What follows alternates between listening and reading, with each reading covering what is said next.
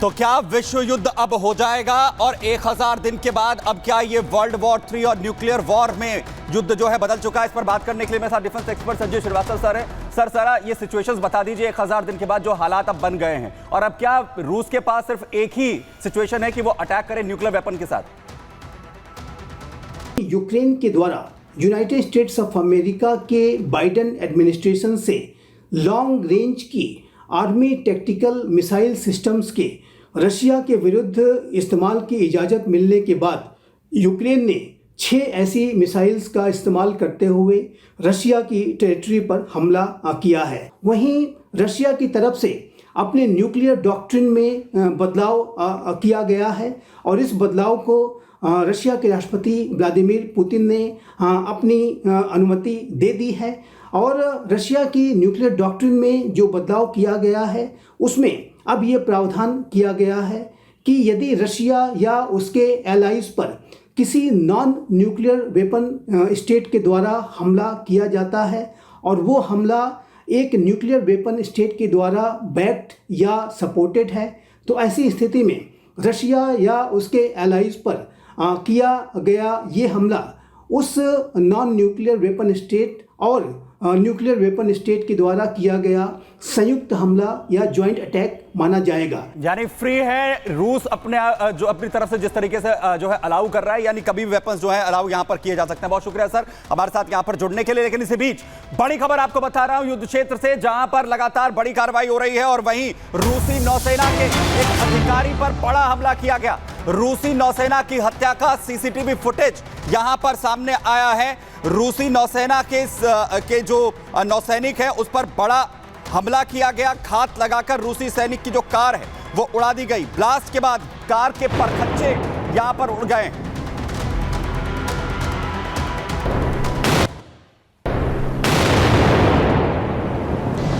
जबरदस्त यह हमला रूसी नौसेना अधिकारी को जब टारगेट यहां पर किया गया है। रूसी सेना की 41 ब्रिगेड के कैप्टन थे वॉलेरी टी, जिन्हें टारगेट किया गया है।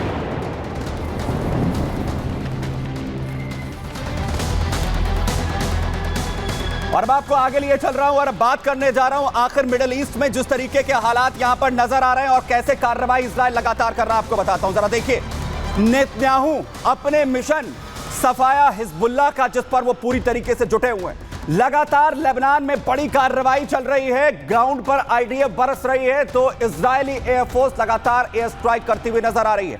जबरदस्त तस्वीरें यहां पर सामने आई हैं कि कैसे आईडीएफ की तरफ से बड़ी कार्रवाई यहां पर की गई। सबसे पहले तस्वीरें आप यहां पर देखिए ग्राउंड पर, स्कूल में जहां हिज्ब ने हिजबुल्लाह की तरफ से अपने हथियारों को छिपाया था, स्कूल का सहारा लिया, आईडीएफ घुस गई, जमकर हमला किया है। तस्वीरें जबरदस्त, बड़े हमले किए गए हैं आईडीएफ की तरफ से।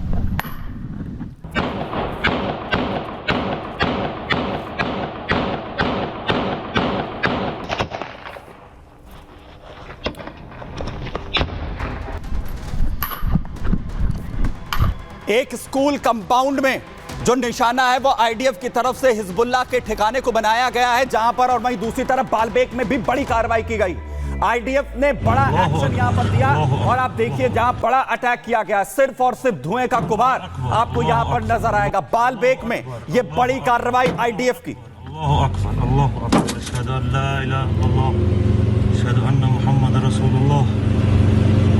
पूरे लेबनान में तकरीबन इसी तरीके के जो सूरत-ए-हाल, आईडीएफ लगातार यहां पर कार्रवाई जो है वो करती हुई नजर आ रही है। पूरे लेबनान के अंदर आईडीएफ गरज रही है, एयर स्ट्राइक्स लगातार जारी हैं और बड़ी कार्रवाई आखिर कैसे हो रही है, हिजबुल्लाह को बैकफुट पर धकेला जा रहा है, जरा देखिए।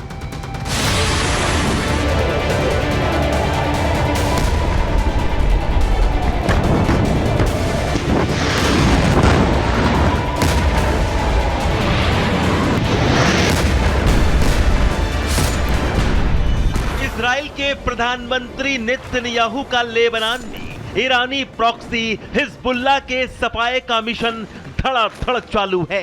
पहले हसन नसरल्लाह, फिर हाशिम सफीदीन को इजराइल ने निपटाया।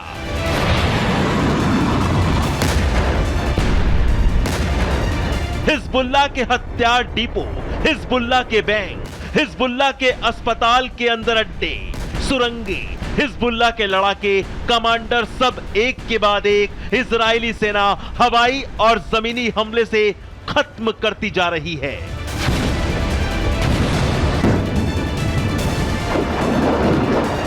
अभी 2 दिन पहले ही इजराइल ने मध्य बेरूत पर हमला कर हिजबुल्लाह के मीडिया चीफ मोहम्मद अतीक को हवाई हमला कर ढेर कर दिया था और अब हिजबुल्लाह का एक और लड़ाका इजराइल के बारूदी बारिश का शिकार हुआ है।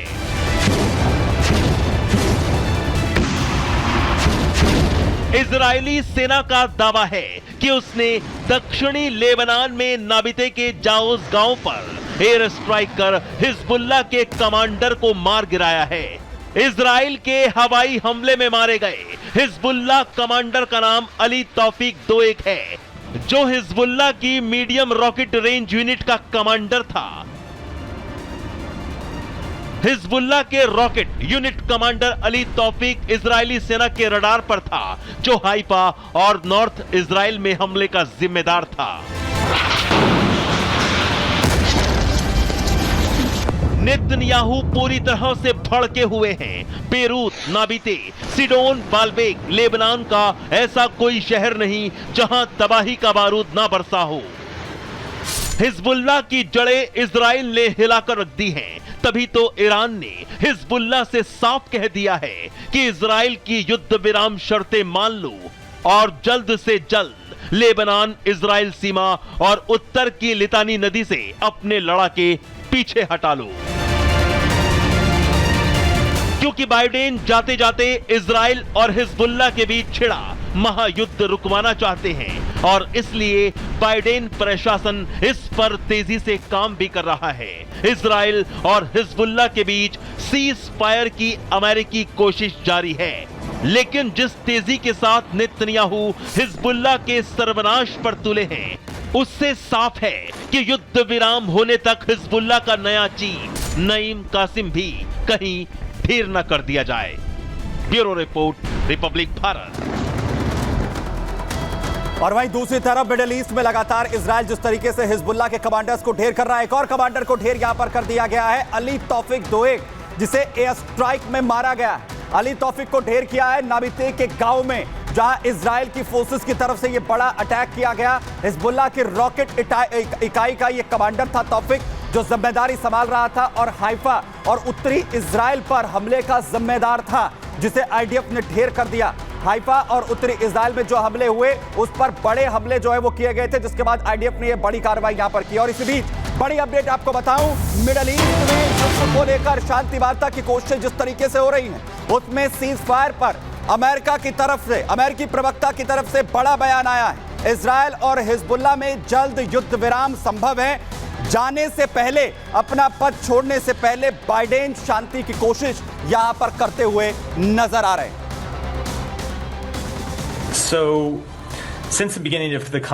हम देख सकते हैं कि हमने समाधान पाने में कुछ बाधाओं को पार कर लिया है, लेकिन अभी भी बहुत कुछ किया जाना बाकी है और हमें पार्टियों से एक समझौते की आवश्यकता है, लेकिन हम इसे पूरा करने के लिए काम कर रहे हैं। हम इसे जल्द से जल्द पूरा करना चाहते हैं।